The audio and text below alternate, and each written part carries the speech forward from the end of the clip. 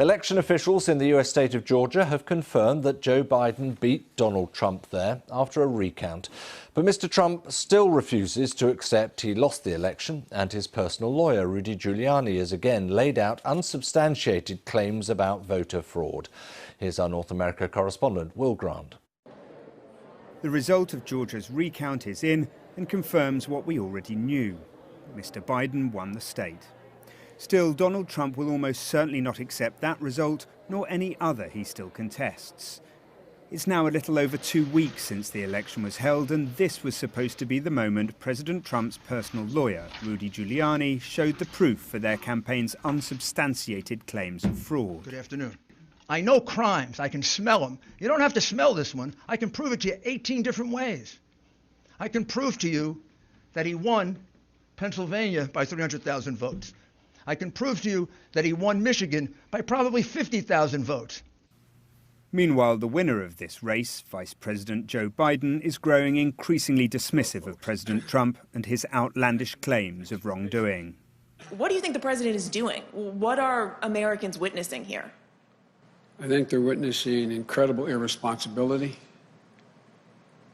incredibly damaging messages being sent to the rest of the world about how democracy functions. There was also a timely reminder of the real-world consequences to the political debacle. Thanksgiving, perhaps America's most important holiday, is fast approaching. Traditionally a time for families to gather and break bread. In this strangest of years, with more than 250,000 coronavirus-related deaths in the US, the Centre for Disease Control has issued its strongest advice yet: stay home. Dr. Fauci. Americans' health and that of their family members depends on being responsible, said the country's leading infectious disease expert, Dr. Anthony Fauci. We're not talking about shutting down the country. We're not talking about locking down. We're talking about intensifying the simple public health measures that we all talk about: mask wearing, staying distance, avoiding congregate settings.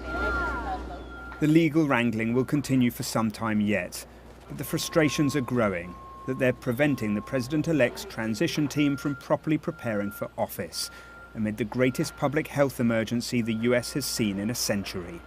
Will Grant, BBC News, Washington. Well, I've been speaking to our North America correspondent Peter Bowes as well, just about how long it was going to go on before President Trump would acknowledge that he lost and Joe Biden won. Well, I think it's going to go on for a little bit longer yet, but if it isn't already clear, I think it is becoming increasingly obvious, even to some of Donald Trump's most ardent supporters, certainly mainstream Republicans, that it's over, that Joe Biden will be the next president. Yet we get senior Republicans, some coming out seemingly supporting the president, but others like Mitt Romney saying that what the president is trying to do, essentially to overturn the result of the election, is unconstitutional. And then we had that news conference just been hearing about from Rudy Giuliani, the president's personal lawyer, when we had hoped to hear some of the hard evidence backing up the claims of the president that the election had been stolen, but we didn't hear anything like that. In fact, this news conference was widely ridiculed. And as far as Georgia is concerned, it does seem to be quite categorical. Joe Biden did in fact win on the first count and on the recount, but the president's team isn't accepting that. They, within hours, released a statement talking about the false reporting that Joe Biden had been declared the winner in Georgia, false reporting as they see it. And then the statement went on. It said, Georgia simply recounted all of the illegal ballots that had been included in the total.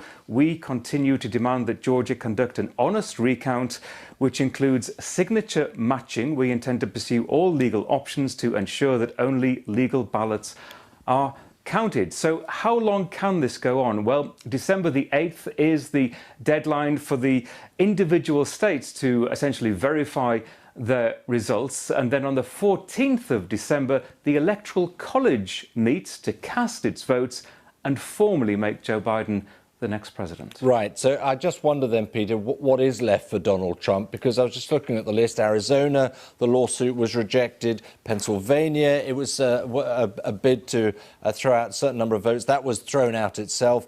They've given up on Michigan. I mean, the options are so minuscule now, aren't they? Yeah, tiny. In Wisconsin, he has paid for a partial recount in just a couple of counties. Interestingly, these are heavily populated counties, but they're also heavily Democratic as well. And again, just looking at the numbers, it seems virtually impossible that things are going to change, especially looking at Georgia and how little things change there.